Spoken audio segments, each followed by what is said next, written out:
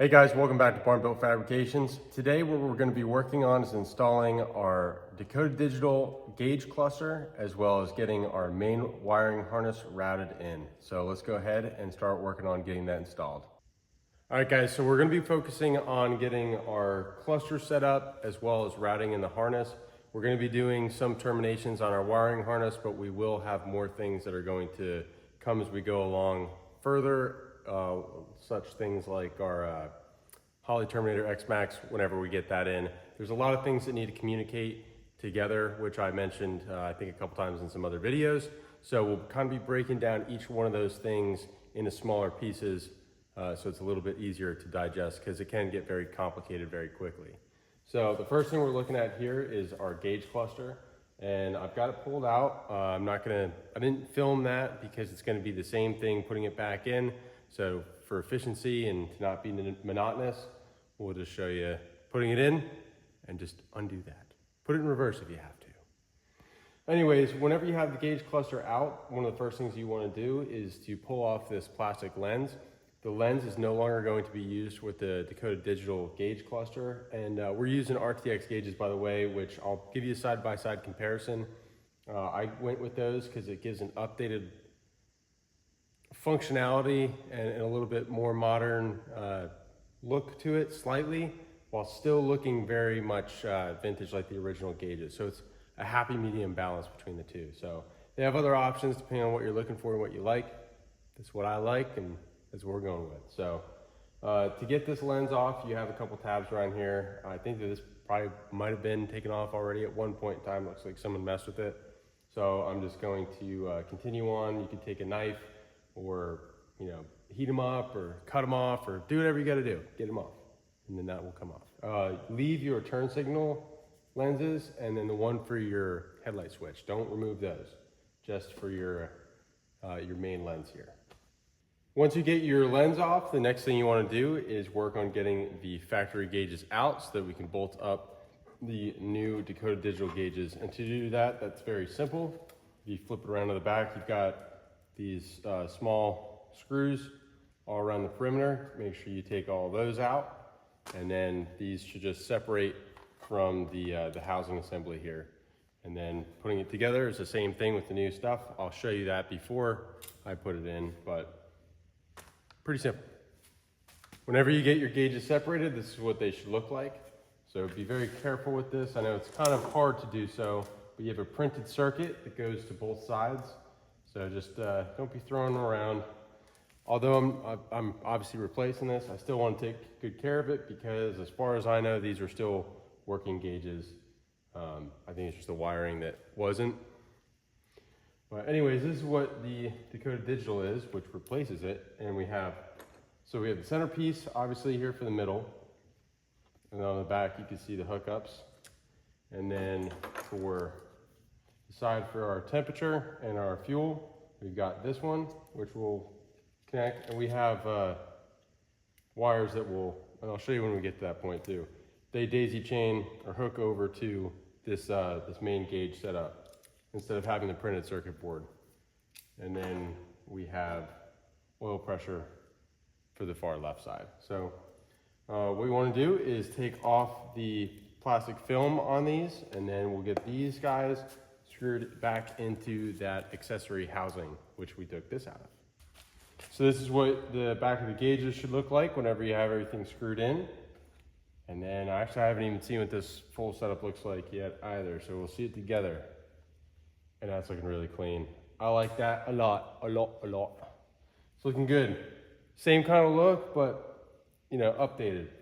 We'll have a lot of information in our, I think they call it an information center, on these digital screens that are in there, and then just keeps the overall classic look. But actually, I think that the center pieces where the needles are is actually nice, a little bit nicer than the original. So I like that. I like the vintage look, but with the modern amenities. Nice pairing there. So the instructions, one thing I didn't do, the instructions say before you put these gauges in, there's an ABS plastic little piece that goes here for your headlight switch. It says install that. I didn't do that yet. I would probably recommend, unless you have this screwed into the dash again already, I would recommend you don't, because there is a grounding strap that goes in between the headlight switch itself and the housing here for your ground. And if you put it in here outside of it, well, it's not gonna reach. So I'll do that whenever we put these in, which is our next step here. So I'll screw it in, then I'll get that new headlight switch, or I think I have a new one, I have to look, but I'll get a headlight switch installed in here. Oh, one other thing too, it's very important. Make sure when you put these screws in, you do so very carefully, especially if you're using the original accessory housing, because it's old, it's dry, it's brittle, and if you crank it down, you're just gonna break it. I was going gentle, and these top two corner posts started to open up on me, and that was with me being cautious and aware of it, so be careful. This is our headlight switch. This is a new one that came with the American Autowire Classic Update Kit, which is what we're going to be using on this car. Couple things, or well, really just one thing's different on this, and I'll show you that, which is the handle to turn it on, which I'll say does look nice. I think that I might use the original rod though, despite this, you know, having a good look to it. Just for originality, I'll show you that other one. This is the original. It just kind of fits the style a little bit better. So, I mean, it looks good, so it's a matter of preference. So what you would do to take this apart though, say this is already in the dash. It's very simple, and it's a lot like a lot of the other switches and stuff that you will have on a lot of these older vehicles. And what you do is you first extend this all the way out, and then on the side here there's a little button that you'll push down all the way, and then you can slide out that rod. Okay, and once you have that out, you have access. On this updated one, you have this actual hex head that this is sandwiched in here. And again, I'll show you whenever we install this, the new ABS plate as well as the grounding strap that would go in between here. But anyways, you tighten this down and it holds it firm. On the original, it's the same thing, so almost identical switch. But this nut here has like this big flat head washer deal. I took a chisel and I just put it in there. It was thick enough and wide enough that I got a good grab on it. But same exact idea behind it. It just goes in there, sandwiches, and tightens down. Supposedly they make a tool for this, but it's not necessary. Alrighty, so this is your plastic ABS piece that will go in right here. I can move my fat hand out of the way. And then, so you have that guy. And then this right here is your grounding strap, which comes off of this bracket here. And it goes to your windshield wiper switch, and then up to here for your headlights. All right, guys, don't be stressed out if you are. I got all this plugged in and pretty close to wired up, but it's a lot easier than it probably looks, and I'll go through all of it and explain.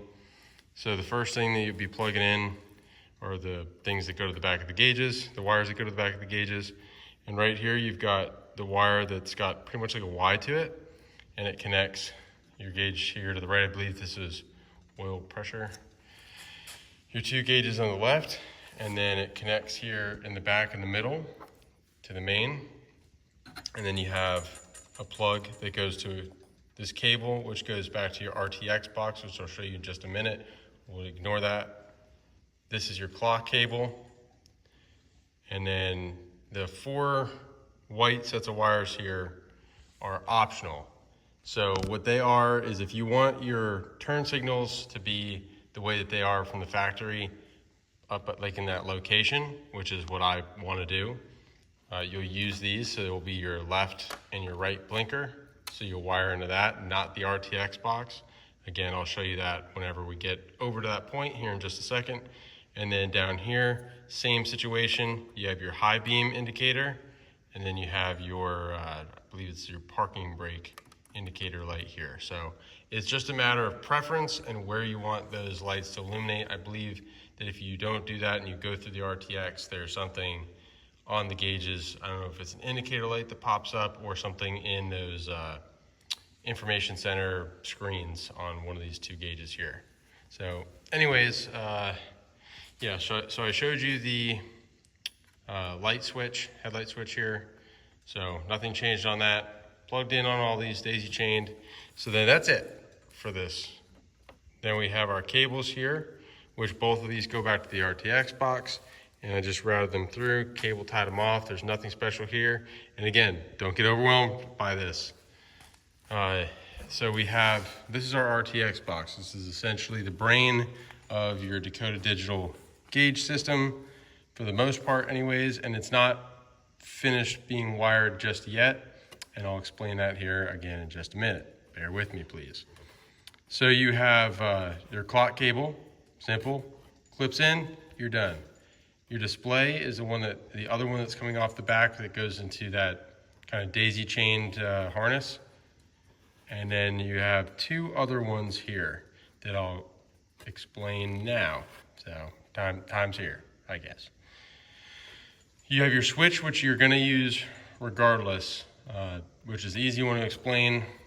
So you get this little switch input here, and I have it just rolled up. I'm not exactly sure where I'm gonna put it just yet. You wanna have it to where it's easily accessible, because you're gonna need that to toggle through your menu window. So yeah, I don't know. I'll figure out where to put that, but that just clips in, super simple. This one you may or may not have, your BIM IO, input output. That is going to determine how you have your setup, which is also plays a huge factor into all these other inputs and outputs on, or really just inputs on this RTX and how you'd wire this. So since I am using the Holley Terminator X-Max for my engine, the X-Max system itself is going to monitor all the things such as RPM, which is your tach signal, your coolant temp, your oil pressure, all of your responses there. So I'm not going to be wiring to these. So if you look at a lot of this, you're going to need to have your ignition power, your 12-volt constant, and your ground. That powers this unit. But your tach and speed and all that, we're not going to need any of that. Same thing with a lot of these. Over here to the right, your high beams, your brake light, we already talked about. That's the difference. Your left, your right. I guess if you have four-wheel drive, then you have an indicator for that. We don't, so we're ignoring it. Your gear that you're in, again, the Holley is going to have all that information because we're running the 4L80E, and all that will be communicated. So, you know, in short, I'm sure you could figure out the rest of that. Is pretty self-explanatory. So if you are running a Holley and you have the Holley BIM module, then you would just be hooking this in, and then I'll show you where I put it. I normally would have put it up here on top of the glove box next to this RTX box. However, it's got a switch on it that you need to have access to, and whenever the dash pad is on top of this, obviously you're not gonna have quick access to it. So what I did was I put a little hole in the top of the glove box, and I routed it inside, and that's the Holley BIM module. So that's the part number on it too, BIM-01-2-HLLY for Holley. And this is essentially what all the information that your Terminator or Terminator X, Terminator X Max, and Dominator, I believe, are all the systems that communicate with that you'll need that for. That all goes in. So this will tie into the cam cable that is coming off of your Holley. So essentially the hookup that would go to your handheld, which as we hook that up, I'll show you that. That's not going to be in this video because we're not at that point yet. But super simple. You have two hookups on this. You've got your one that's an output that goes to here that I showed you. for your input for your RTX, which communicates, it takes all the inputs that go into here, converts it to your digital signal, and then displays it on your gauges. This other one here is the tap that goes, it's the input, so it comes from the Holley, and I have that routed back up here, and that's what this is. So where you would be going with this guy is you'd plug into your harness, and then this end here would plug into your handheld cable, would go into that. And you just have a tie point, a splice right in there, so you're just basically stealing the information and running it back to the RTX. So it's actually a lot more simple than having to do a bunch of the different wires and hookups for this. So there are some still that we will be needing to use, like our dimming. I have to look into the instructions a little bit because there's two of them. You have your dim adjust on this side, and then you also have dim over here. So I'm not sure which one exactly it is. I have to do a little bit of research, and as I get that in, I'll tell you. So yeah, so it looks like a lot. Hopefully it's not too overwhelming for you guys. So the next step is going to be to start laying in our main dash harness and fuse box, which is connected to that part of the harness from our American Autowire, and we could start getting some of our switches and stuff hooked up. And actually, as I'm saying that, one thing I want to do first is we're going to be converting our cigarette lighter over to a USB and USB-C hookup. So in order to get that to fit, though, you need to drill this out, open it up just a little bit, so that way you could fit that that different size in there. And then we'll start getting everything hooked up. All right, guys, it's been probably like 3-ish weeks or so since I filmed that last part of the video, the beginning of it. And I did some wiring, and well, I did all the wiring in the meantime, but I did little bits, took little bites out of it, and procrastinated a lot. And I also was working on some other things for the channel that I'll show you in due time. But I got this done, so I'm going to bring you guys in and show you how I wired it and laid it out, and kind of explain some of the things that I did and why.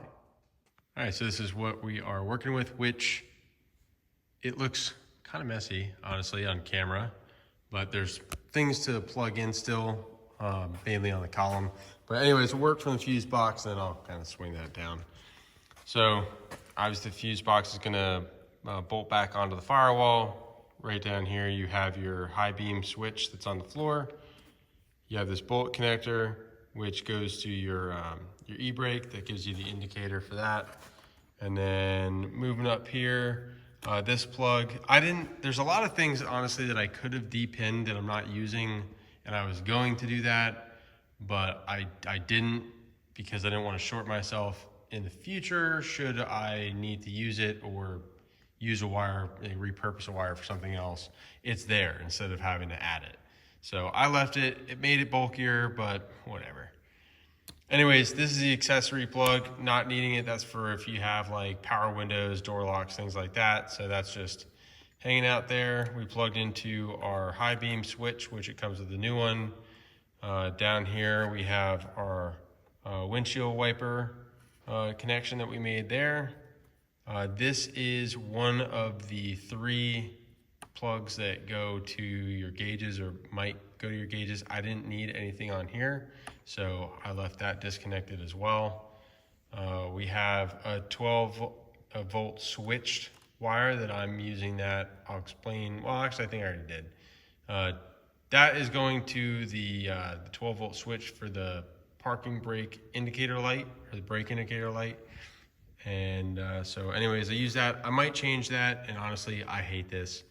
I use a cheap connector, and it got, exposed the clamp through the shrink wrap, so I might change that. I might change all of this, I don't know. Anyways, moving on, there's 2 plugs here, or the other 2 that I was talking about for your gauges.